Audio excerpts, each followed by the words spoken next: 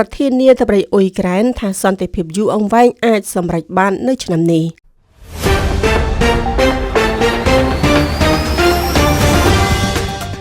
លោក Volodymyr Zelensky ប្រធានាធិបតីអ៊ុយក្រែនបានជជែកពិភាក្សាតាមទូរស័ព្ទជាមួយលោក Donald Trump ប្រធានាធិបតីអាមេរិករយៈពេលប្រហែល1ម៉ោងនៅថ្ងៃទី19ខែមីនាឆ្នាំ2025មួយថ្ងៃបន្ទាប់ពីលោក Trump បានជជែកពិភាក្សាតាមទូរស័ព្ទដូចគ្នាជាមួយលោក Vladimir Putin ប្រធានាធិបតីរុស្ស៊ីទាំងលោក Trump និងលោក Zelensky សុទ្ធតែបានសរសើរពីការពិភាក្សានេះលោក Trump បានបង្ហោះសារលើប្រព័ន្ធផ្សព្វផ្សាយសង្គម Truth Social ថាការពិភាក្សាមានគោលបំណងសម្របសម្រួលឲ្យមានភាពស៊ីសង្វាក់គ្នារវាងអ៊ុយក្រែននិងរុស្ស៊ីតាមសំណើនិងតម្រូវការរបស់ពួកគេលោក Trump បានបន្ថែមថាកិច្ចខិតខំប្រឹងប្រែងបត់ឈប់បាញ់កំពុងដំណើរការហើយ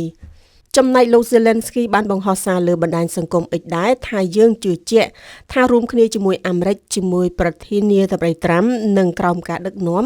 របស់សហរដ្ឋអាមេរិកសន្តិភាពយូរអង្វែងអាចសម្រេចបាននៅឆ្នាំនេះ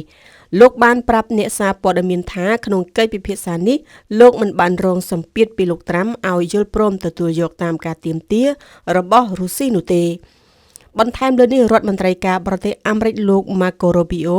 បានចេញសេចក្តីថ្លែងការណ៍លម្អិតថាលោក Trump បានយល់ព្រមជួយអ៊ុយក្រែនស្ដីពីប្រព័ន្ធការពារដែនអាកាសបន្ថែមទៀតជាពិសេសនៅអឺរ៉ុប